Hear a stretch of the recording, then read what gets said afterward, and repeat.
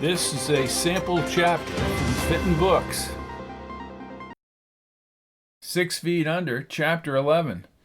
The astounded Jones peered out his front window at the cherry-red Mustang Cobra parked at the curb. He rushed into the foyer and opened the front door. On the threshold was a legal-sized white envelope containing keys and a handwritten note from Coco telling him he would be surprised what he could do inside that sports car. Jones grinned. Amazing. In just 2 hours, after driving around Hamilton like a first-time race car driver on the track, Jones, his hands on the leather steering wheel, revved up the Mustang through the Devonshire hills toward the Notch. Being able to accelerate easily from 70 miles an hour gave him a sense of power until the red and blue lights began flashing on the Prince William side of the hills. He recognized the cop as Corky Corrigan, a failed Prince William cop who lingered on the force for years. Corrigan's compact body rocked from side to side and he stroked his gray mustache. Corrigan wore a battered, white motorcycle helmet, even though he drove a regular cruiser. Jones saw himself and the Mustang in Corrigan's reflective sunglasses. Officer Corrigan. Coach Jones, I usually spot you racing your Jeep and Prince William. License and registration. I don't drag race my Jeep anywhere, said Jones, taking out his license. He found the registration under the visor. The Jeep was just destroyed in a fire. Maybe if you slowed down, creep. What? Asked Jones, studying his badge. Woodrow C. Corrigan? Officer Corrigan to you. Corky. He pointed at Jones. Any more guff from you and you'll be visiting Pinky Harris over the state police barracks. I got carried away with this new car. You're gonna pay, Jones. 90 in a 45-mile-an-hour zone? 90? That's ridiculous. I'll fight that ticket, Corky. You think Judge Cutter is gonna give you a break? He'll throw the book at you and you'll go down, creep. Cutter hates speeders. What is he, the hanging judge? Not a bad idea, said Corrigan as he stepped back toward the cruiser and wrote up the ticket. Jones's phone rang. Don't answer it. You can't tell me not to answer my phone. Insubordination. I'll add that to the charges. Jones. Hey, Jonesy, I just cleared the meeting with Chick. Good. Word is all over town you decked the Iron Man. He came after me in my own kitchen, Coco, said Jones as he studied Corrigan back at the cruiser writing up the ticket. Nobody ever KO'd the Iron Man. I'll put it on my resume. Don't be a wise ass. Where are you? I'm just over the Notch. I got stopped by Corky Corrigan. That sleazeball? He's writing a ticket. That is, if he knows how to write. Don't take any guff from that clown, said Coco. I have no choice. Corrigan used to be a beat cop in Salem Heights. Let's just say he borrowed from the police pension fund. Nail him on that before he traces the Mustang, Jonesy. The guy's a thief. They're letting him pay it back. Pacheco swept it under the rug because Corrigan is his brother-in-law. You ask him about the office's pension fund and see what happens. Then get over to the gym. I have to pick up Uncle Dulio later at the smorgasbord. I'll see you at Chick's. The swaying Corrigan meandered along the road shoulder and back to the Mustang. His smile bordered on arrogance. He threw the license and registration at Jones. This car is registered in South Boston to the Fiore organization. Dave Toomey. I'm gonna throw the book at you, Jones. Kip Bosco told me you were trouble. Kip Bosco is a crooked vice cop. He's my buddy, said Corrigan, holding up the yellow ticket. Is that right? Did he ever see any of the cash from the office's pension fund? Corrigan's mouth froze. His eyes did not blink, and the ticket, attached to his pinched fingers, furrowed in midair. How do you know about the pension fund? You know, Corky, cops in glass houses shouldn't... I don't live in no glass house. Corrigan slowly retracted the ticket. He twitched his thick mustache. You have a nice day. Jones leaned back to the headrest and laughed as Corrigan stomped back to the cruiser. Corrigan gazed back at the Mustang one time before slipping inside the police car. Jones raced the RPM meter and pushed the accelerator as he popped the clutch. Corrigan and the cruiser soon faded away in a swirl of dust and smoke as Jones smoothly increased speed along the rock ledge. He soon slowed as the house on the periphery of Prince William appeared. The stone spires of St. Bart's rose into the autumn sky a half a mile ahead. Gallagher had a spreading yellow maple at the corner of the rectory lot. Jones made several turns toward the water. Corey's gym on the second floor of a brick building from the 20th century was along the docks not too far from where Coco and his brother Anthony grew up on Canal Street. Jones parked the car on the street at least 50 feet from the building. He stepped outside as Coco's gray Beamer moved over the hill. Coco swung into a hidden driveway. Jones met him in the front of a large wood-paneled door under a faded red and black sign to Corey's gym. "You didn't get a ticket, did you, Jonesy?" "No, I did not," said Jones as Coco pulled open the heavy door. "Everybody's got a pressure point, bro," he said as they climbed the steep wood stairs, lighted only by a couple of windows on the landing above. The sound of boxing gloves smacking, exercise equipment shaking the floor, and someone barking out instructions created an old-time atmosphere. He was stunned. "Good. Corrigan thinks he's a tough guy, but he's a pussycat." Jones followed Coco into an expansive area with a high, metal-gridded ceiling. A few dozen men worked out on the exercise machines or punched the worn leather bags. A bench press and barbells formed the rear wall in front of a massive wall mirror.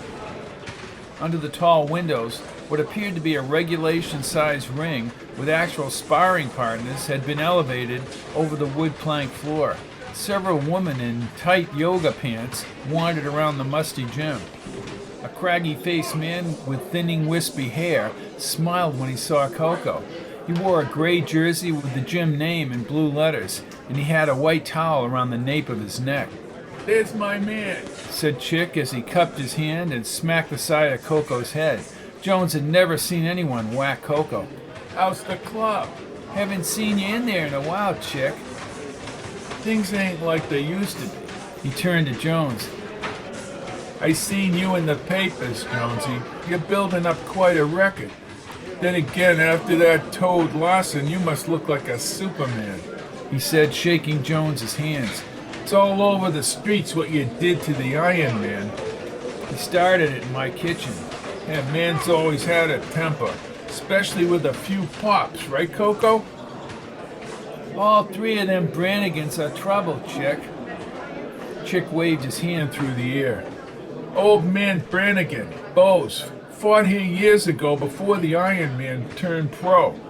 He's punch drunk." "The Iron Man was a fighter?" "I'm telling you, Jonesy, nobody ever took him out." Coco faced Chick. "Listen, I have to pick up Dulio at the smorgasbord, all you can eat." "Dulio will bankrupt him," laughed Chick, his dark eyes becoming slits. "We'll be back here in 15 or 20 minutes. You and Jonesy can have a conversation." Chick saluted Coco as Jones watched the sparring. "Dulio bench pressed 500 6 years ago.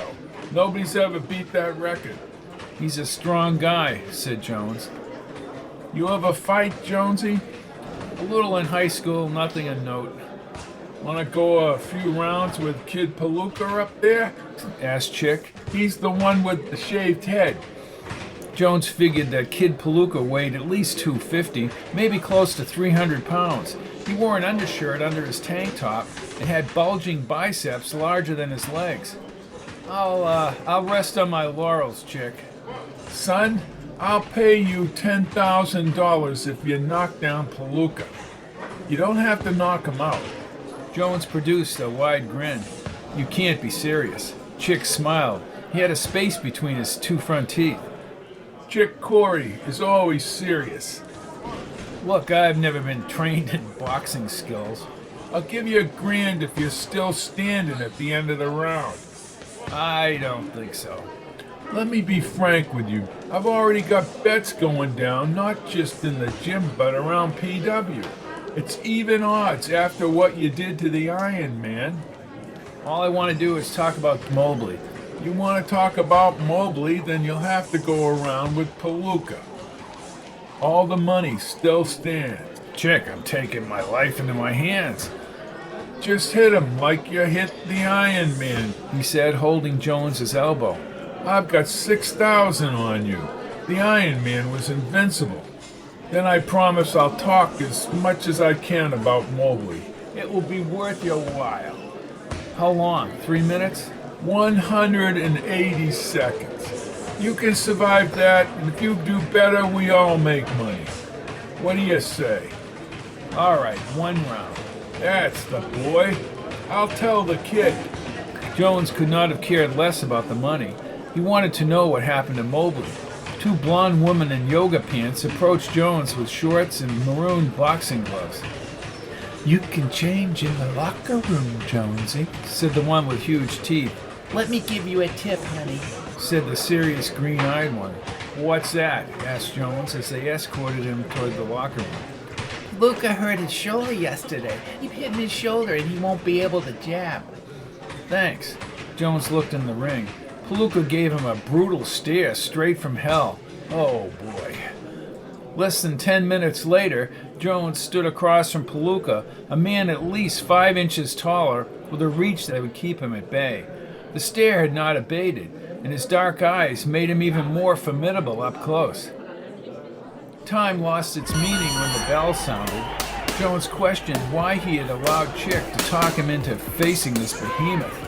At the sound of the bell, Palooka jabbed, slowly pushing Jones across the ring. Jones prayed he would not be trapped in the corner. His quick jab, used against the Iron Man, had not come within a foot of Palooka's weak shoulder. Then he was hit with a punch to the ribs he hadn't seen coming. He backtracked, not like a fighter, but like someone running the 220. The crowd had gathered around the ring, and the yelling sounded like a championship match. Jones realized he would never get a chance to punch this Hulk.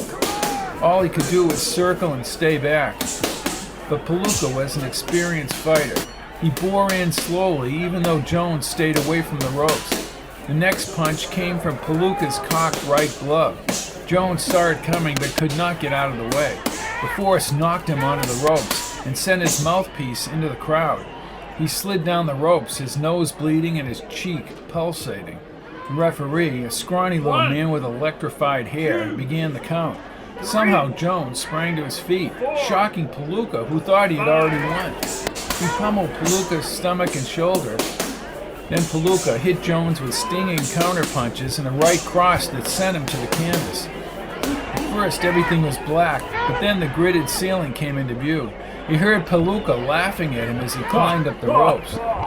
Jones raised his arms and gloves for protection. As Palooka called him a sissy sucker puncher, the larger man began an attack that felt like metal pipes against Jones's forearms. Coco's voice boomed over the crowd and the entire gathering. Hey, Chick, what are you doing? Get him out of there! Cordelio leaped up and ripped the ropes from the stanchions. Then he yanked the rest of the ropes and threw the remains back into the gym. Palooka stared at Dulio and hit him with dozens of punches. Dulio just stood in place and then walked toward Palooka. Like a diesel train, Dulio advanced and lifted Palooka over his head and hurled him against the wall. Palooka's lifeless form bounced forward and ended up back in the ring. Dulio brushed his sports shirt. What the hell is going on here, Chick? Yelled Coco. 5 seconds and Jones would have lasted the round. 5 seconds and Palooka would have killed him. Are you losing your friggin' mind, Chick? Coco climbed into what was left of the ring. Dulio checked Jones's face and wiped the blood off his cheek and nose. Jonesy, you all right? I think so. You're going to PW Medical, bro. He turned toward Chick, who was telling everyone all bets are off. You got ethics violations here, Chick. That was real stupid. What about my boy Palooka? To hell with Palooka. You get up here and check out Jonesy, and then we're all taking him to Prince William Medical. Someone helped Chick into the flattened ring. Chick jogged across to Jones. Didn't think I'd last that long, did you, Chick? Asked Jones. Chick held Jones's face. Your nose is broken. Ribs aren't too good either, said Jones. If I were you, Chick, I'd get Palooka out of town now before word of this spreads, said Coco. Chick signaled to several guys along the side of the ring. Why the hell did this happen? 10,000 if I knocked him out. Grand if I lasted around, or Chick wouldn't talk about Mobley. Well, you shyster! I got a good mind to call Mr. Fiore. We are just having fun, Coco. If Dulio hadn't come in here, Jonesy would have been screwed. Just another 5 seconds, Coco, said Jones. Shut up, Jonesy. You're as much at fault here as Chick. He turned to Chick as he applied a styptic pencil to Jones's cheek and nose. Okay, Chick, start talking. They brought Palooka on a stretcher around the ring and toward the stairs. Mobley, this is a long time ago. A skillful boxer with a deadly knockout punch. Never mind that. Where is he? Asked Coco. I think somebody took him out, said Chick as he placed a Band-Aid over Jones's cut brow. Why do you say that? Asked Jones. We owed him at least 15 grand in past earnings. He never came by to pick it up. Never heard from him or Betty Ann. Betty Ann? Asked Jones. Did she wear a charm bracelet? Betty Ann Lovell, yeah, I remember the charm bracelet. She hung out here. She was Harry's girlfriend. This other guy kept picking her up. Word got around she was cheating on Harry. He kept a tight grip on the woman is what happened. I think he beat on her. I didn't blame her for getting picked up by some other guy. Did the other guy pick her up in a brown Toyota? Asked Jones. It was 25 years ago, Jonesy. How the hell do I know? Listen, said Coco, put this place back together and just tell everyone that Jonesy was a fighter from Boston. I can have Fiore's people cover. Chick approached Jones. No amateur lasted more than 30 seconds with Palooka, Jonesy. Never mind that, snapped Coco. You shouldn't be playing games like that. Dulio, follow us in the Beamer to PW Medical. I'll drive the Mustang. Dulio stared down at Chick as he left what was left of the ring. Coco held Jones's elbow. Coco, I'm all right. Yeah, sure you are, champ. As they waited for x-rays, Uncle Dulio arrived with 3 trays from the hospital cafeteria. Jones felt a new bandage on his brow. Got coffee there, Dulio? Dulio handed him the cup. Jonesy, I'm impressed. Palooka was regional champ for 3 years straight. How you didn't get killed is beyond me. When Father Gallagher gets here, I'll tell you. Father? He was the New England amateur champ. Granted, that was 15 years ago. But he knows offense and defense. Jones faced Dulio eating a huge Danish. Glad you showed up, Dulio. Dulio flashed him the thumbs up sign as he chewed the Danish. Palooka's a bully. It's all done. He is all done. Mr. Fiore was furious with Chick. He likes you, Jonesy. Charlie would have sent Chick permanently packing. Right, Dulio? Charlie didn't waste time taking care of business. Damn lucky, Jonesy. Your nose should have been broken in 10 places. But we learned why all the hullabaloo about Betty Ann. Somehow I think Larson knew about this, said Coco. Maybe. Clayton should get the dental results this afternoon from Dr. McFadden in Hamilton. What did Morris say, Jonesy? How did the buried woman die? He said he's checking with Herbert Lane about releasing a statement. Did you have any luck getting the plate? Jonesy, you gave me 3 digits from some plate from 25 years ago. My contact at the registry laughed when I told her. The doctor came out in her blue scrubs. No damage. I'll get you a follow-up. The doctor is Dr. Brodgate? Right. Thank you, doctor. You can check out up front, Mr. Jones. Thank you. Thank God for small favors, said Coco as the orange-haired Gallagher, his Roman collar, darted through the ER. Matthias, what in heaven's name happened to you? Heaven had nothing to do with it, Father. Dulio, said Gallagher. I'm aware of this man Palooka. You had no business being in the ring with Palooka. What ring? Asked Coco as he looked toward Dulio. The Gallagher backpedal. Really? Asked Gallagher. And walking into the punch, that kind of worked. What the hell are you two talking about? You can move back with the punch to deaden the effect, said Gallagher, so you bobbed and weaved. Correct. Still, Palooka is a pro.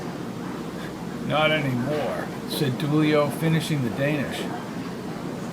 By the way, I had Mildred check the parish records from 25 years ago. No Betty Ann Lovell.